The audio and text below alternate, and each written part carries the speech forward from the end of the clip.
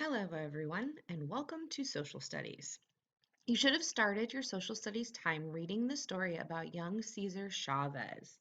It was on pages 364 through 369 in your Social Studies textbook.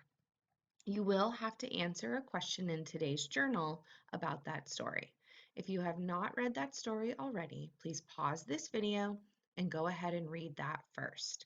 When you're ready, push play and turn your social studies book to page 370.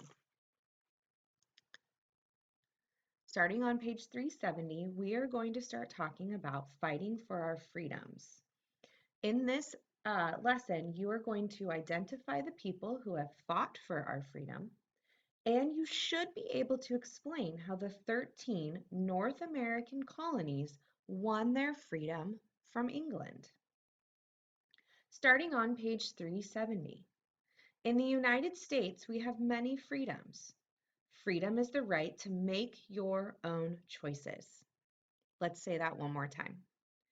Freedom is the right to make your own choices.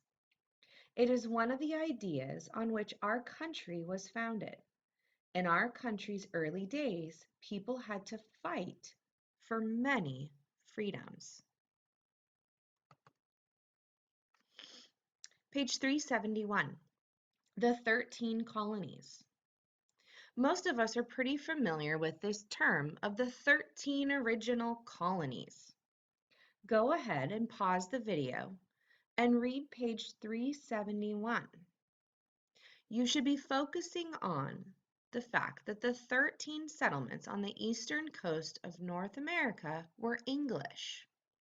England began passing laws that these colonists considered unfair.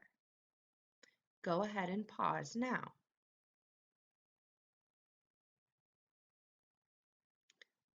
Welcome back.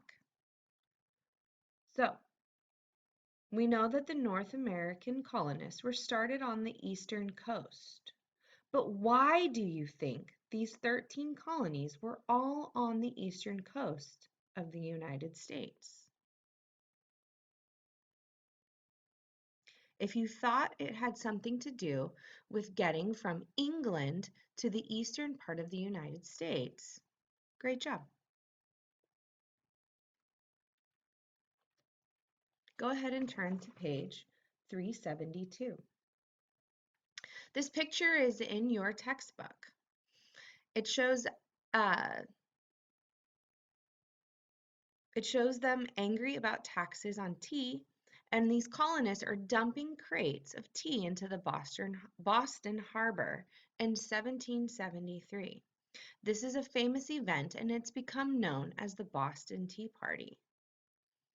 We know these colonists were really angry about having all these laws and not having any rights, not feeling like they have any freedom, especially with England being so far away. So there became talk of forming their own country. And in 1775, the Revolutionary War began. Continue reading about the Revolutionary War on page 372. Go ahead and pause now.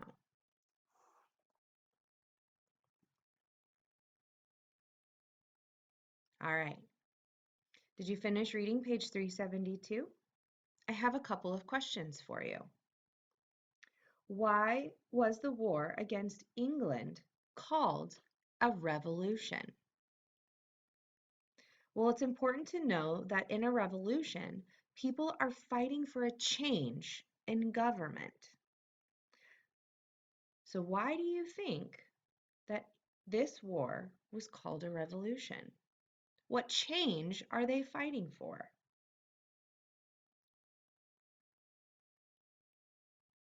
Go ahead and turn the page.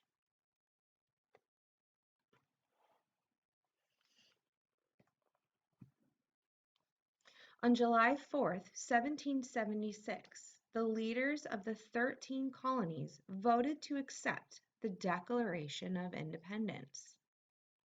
It told everyone that the colonies no longer belonged to England. They were now states in a new country, the United States of America. Some of the signers of the Declaration of Independence, such as Benjamin Franklin, never fought in the war. Instead, they took risks by speaking about and writing about freedoms. Thomas Jefferson also worked to make sure that Americans would have freedoms. The freedom of speech, of the press, and of religion were important to him. So take a moment. What did the Declaration of Independence say? That's right. It said that the colonies were independent from England and that the people have the right to life, liberty, and the pursuit of happiness. Go ahead and turn the page. Let freedom ring. What do you think this saying means?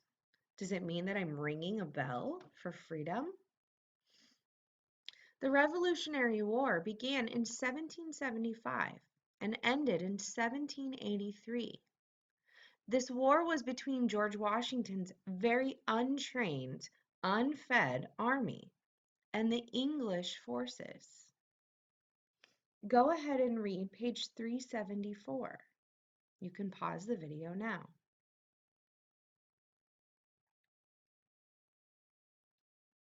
Welcome back. I have a question for you. Why were the colonists willing to take such risks and ultimately able to win the war, given these big differences? If you think it's because the colonists did not have the supplies, but they were persistent and brave, and they believed in the cause of obtaining freedom, then you are correct. This freedom was so important to them. They were willing to give everything they had. Go ahead and finish looking at page 375. George Washington led the American soldiers in many battles. They won some, and they lost others badly. But in 1783, after 8 years, the Americans finally won the war and their independence from England. The United States is an independent country today because the people were willing to fight for freedom. The United States gained its freedom from England by fighting the Revolutionary War. Our early leaders worked to make sure Americans would have many freedoms.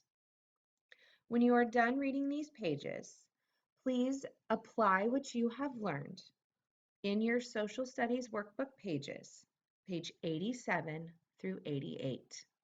Great job.